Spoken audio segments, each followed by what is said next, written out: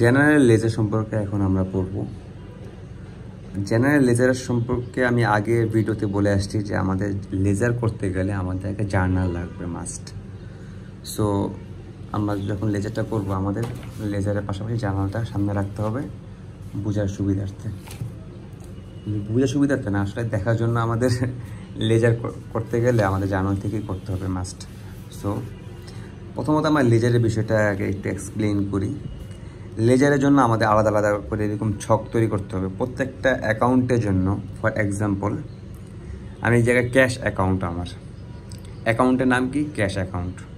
দেখো আমাদের এই জায়গায় লেজারে কয়টা অ্যাকাউন্ট আছে আমার এটা প্রথম চিন্তা করতে হবে। দেখো ক্যাশ নামে একটা অ্যাকাউন্ট আছে, ক্যাপিটাল নামে একটা অ্যাকাউন্ট আছে, ওকে, প্রিপেড রেন্ট নামে একটা অ্যাকাউন্ট আছে, তিনটা। ক্যাশ অ্যাকাউন্টে চলেই গেল বাদ, তিনটা। পরে হচ্ছে ফার্নিচার এবং ইকুইপমেন্ট নামে একটা অ্যাকাউন্ট তৈরি হয়েছে, চারটা। ক্যাশ তো এখানে গেল, আগেই গেছে। এপি মানে অ্যাকাউন্ট পেয়েবল নামে একটা গেল, পাঁচটা অ্যাকাউন্ট হয়েছে। প্রিপেড ইন্স্যুরেন্স নামে একটা অ্যাকাউন্ট তৈরি হয়েছে আমার, ছয়টা। ক্যাশ আগেই গেছে। সাপ্লাইস নামে একটা, সাতটা। সাপ্লাইস নামে একটা ছিল, অ্যাকাউন্ট পেয়েবল নামেও একটা করে আসছে আগে, ওকে। ক্যাশ নামে আগে ছিল, অ্যাকাউন্ট রিসিভেবল নামে একটা নতুন তৈরি করব, তাহলে হবে কয়টা? আটটা। সার্ভিস রেভিনিউ নামে একটা তৈরি করব, হবে কয়টা? নয়টা। অ্যাকাউন্ট পেয়েবল আগে ছিল, ক্যাশ ছিল আগে, অ্যাকাউন্ট রিসিভেবল আমরা আগে তৈরি করছি। আচ্ছা, ইউটিলিটিস এক্সপেন্স এটা নামে একটা তৈরি হবে আমাদের, তাহলে হবে কয়টা? মোট নয়টা নাকি 10টা জানি। এরপর স্যালারিস এক্সপেন্স নামে একটা তৈরি হবে। তাহলে কি প্রত্যেকটা অ্যাকাউন্টের জন্য আমাদের আলাদা আলাদা করে ঘর তৈরি করতে হবে, ঠিক আছে? ঘর তৈরি করবে, এখানে আমাদের ডিটেলসে কিছু জিনিস লেখা লাগবে, কিছু ক্যালকুলেশন করা লাগবে।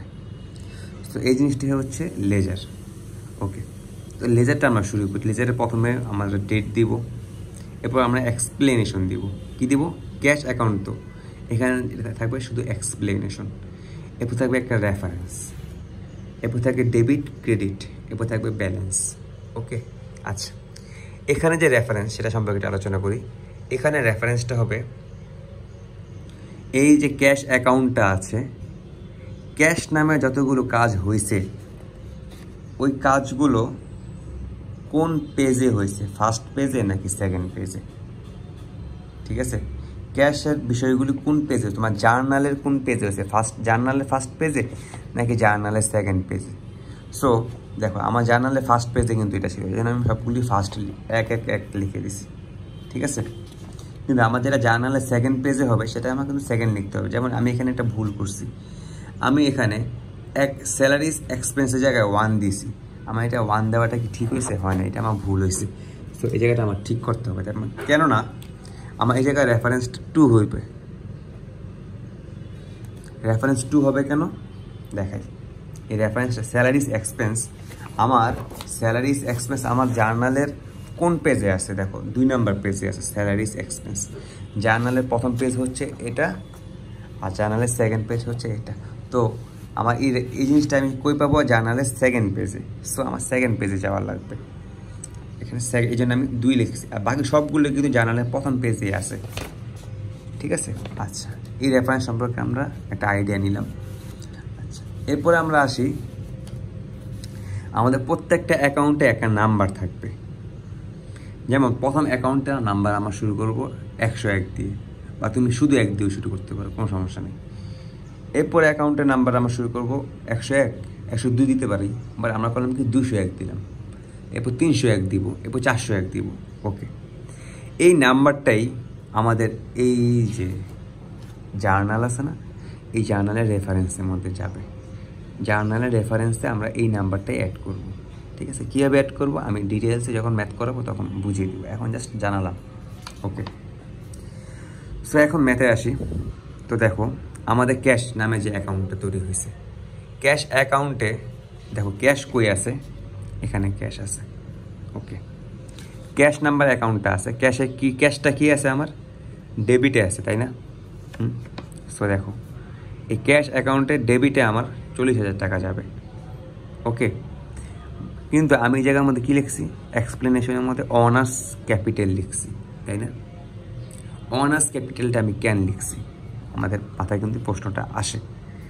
অনার্স ক্যাপিটাল হবে, দেখো ক্যাশের অপোজিট কী ছিল, ক্যাশের অপোজিট ছিল ক্যাপিটাল, অনার্স ক্যাপিটাল, তাই না? এই জন্য আমি এই এক্সপ্লেনেশনের মধ্যে বলবো যে ক্যাশ টাকাটা আসছে মূলত কী হিসেবে, অনার্স ক্যাপিটাল হিসেবেই কিন্তু আমার আসছে, তাই না? এটাই কিন্তু অপোজিটটা লিখলে আমি বুঝতে পারবো যে ক্যাশ টাকা আসছে অনার্স ক্যাপিটালের মাধ্যমে। এই জন্য আমরা যে অ্যাকাউন্টটা দেবো ওই অ্যাকাউন্টের অপোজিট যে অ্যাকাউন্টটা থাকবে সেটাকে উল্লেখ করব। আশা করি বুঝতে পারছি। যদি না বুঝি নেক্সট ম্যাথগুলি করতে গেলে আমি আবার এই কথাগুলো বলবো, তখন আবার বুঝতে সুবিধা হবে ইনশাল্লাহ। ওকে, দেখো ক্যাশে ছিল ডেবিটে 400 টাকা আর 4000 টাকা, ক্রেডিটে কিছু ছিল, ক্রেডিটে ছিল না। অনার্স ক্যাপিটাল ক্রেডিটে কী ছিল এটা আমার দেখার বিষয় না, ক্যাশের মধ্যে কী, কারণ অ্যাকাউন্টটা হচ্ছে ক্যাশের, ক্যাশের ডেবিটে 4000 টাকা ছিল, এটা ডিরেক্ট ব্যালেন্সে চলে যাবে, ঠিক আছে? ব্যালেন্সে 4000 টাকা চলে গেল। ওকে, এরপর দেখো আবার ক্যাশ করে আছে, এই যে ক্যাশ, ক্যাশ এখন কিসে আছে, ক্রেডিটে আছে 24,000 টাকা। অপোজিটে কি আছে, প্রিপেড রেন্ট। ক্যাশ আছে 24,000 টাকা ক্রেডিটে, অপোজিটে প্রিপেড রেন্ট। রেফারেন্স পেজ 1 নম্বর পেজে ছিল, ডেবিটে কোনো টাকা ছিল না, ঠিক আছে? ডেবিট ফাঁকা রাখবো। ওকে, এরপর দেখো আমি যে আমাদের ব্যালেন্সটা কী করছি, ব্যালেন্সটা এই জায়গায় 16,000 চলে আসছে। দেখো ডেবিট এবং ক্রেডিট অলওয়েজ প্লাস মাইনাস হবে। যদি শুধু ডেবিট থাকে তাহলে যোগ হতে থাকবে, শুধু ক্রেডিট থাকলে মাইনাস হতে থাকবে। ডেবিট ক্রেডিট হিসেব করে তোমার কাজ করতে হবে।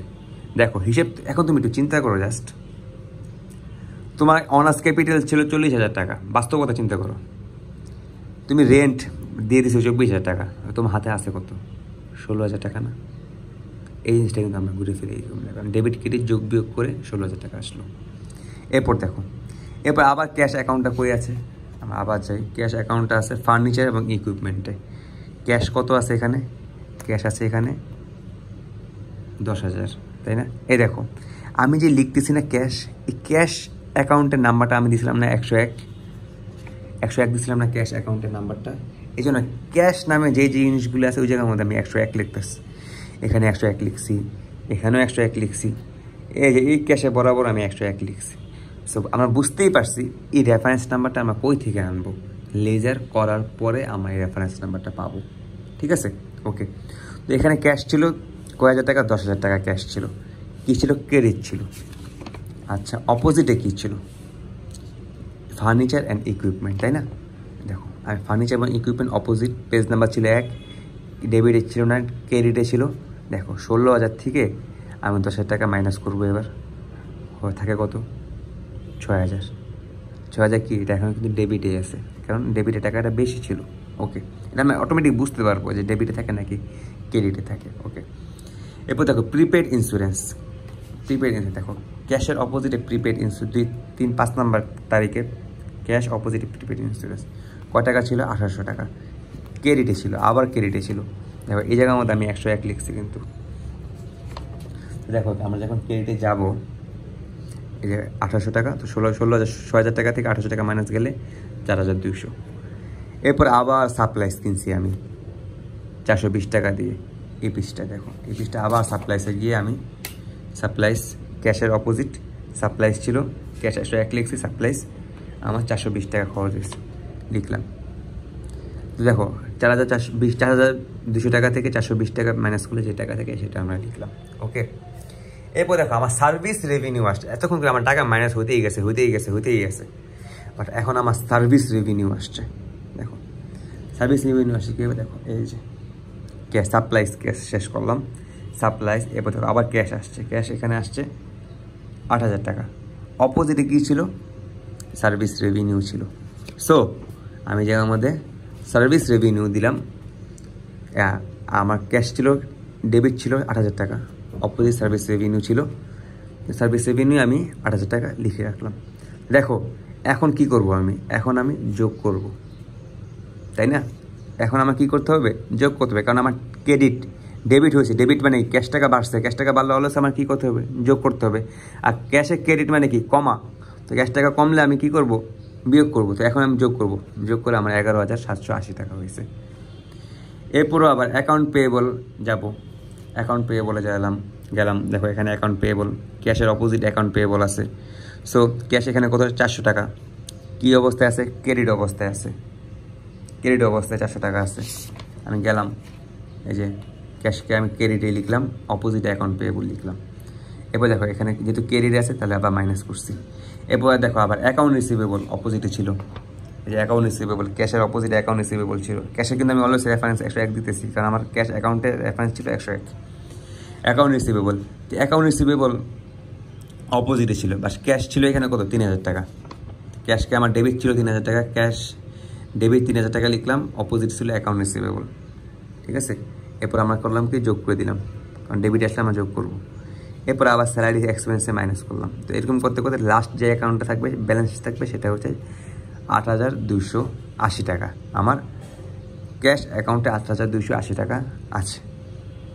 দিন শেষে আমার প্লাস মাইনাস করে 8200 টাকা আমার ক্যাশ নাম্বার যে অ্যাকাউন্ট, মানে কি আমার কাছে ক্যাশ টাকা, আমি এখান থেকে বুঝতে পারলাম যে আমার কাছে ক্যাশ টাকা কত আছে, এটা আমি হিসাব করে বের করতে পারলাম যে 8200 টাকা, 8280 টাকা। আমি এখন যদি আমার ড্রয়ারটা খুলে দেখবো যে আমার ক্যাশ টাকা ঠিক আছে নাকি ব্যাংকে, আমার কোম্পানিতে। ঠিক আছে, এইটার মাধ্যমে আমরা বুঝতে পারি যে আমার শুধু ক্যাশে কয় টাকা আছে। বাট এই জার্নালের মাধ্যমে কিন্তু আমরা বুঝতেছি না আমার ক্যাশে কয় টাকা আছে। ঠিক আছে, বাট এই লেজারের মাধ্যমে আমরা বুঝতে পারতেছি যে আমার ক্যাশ নাম্বার অ্যাকাউন্টে কয় টাকা আছে, অথবা আমার অ্যাকাউন্ট পেয়েবল বা আমার অনার্স ক্যাপিটালে কয় টাকা ছিল, বা আমার অ্যাকাউন্ট পেয়েবলে কয় টাকা বাকি আছে, তাই না? এই জন্য আমরা লেজারটা করে থাকি আর কি। ঠিক আছে, সো আমরা লেজারটা আশা করি বুঝতে পারছি। এরকম করে আমরা অনার্স ক্যাপিটালে যাব। এই অ্যাকাউন্ট কিন্তু শেষ। এবার আমরা অনার্স ক্যাপিটালে গেলাম। অনার্স ক্যাপিটাল আগে কিন্তু বলছি 2 নাম্বার অনার্স ক্যাপিটাল ছিল আমাদের। অনার্স ক্যাপিটালে আমার নাম্বার দিলাম 201। আচ্ছা, এখানে ডেট, এক্সপ্লেনেশন সব কিছু আগের মতো লিখবো। লিখে দেখো অনার্স ক্যাপিটালে যাব আমরা। অনার্স ক্যাপিটালে দেখো ক্যাপিটাল, অনার্স ক্যাপিটালের টাকাটা কী আছে? ক্রেডিট আছে।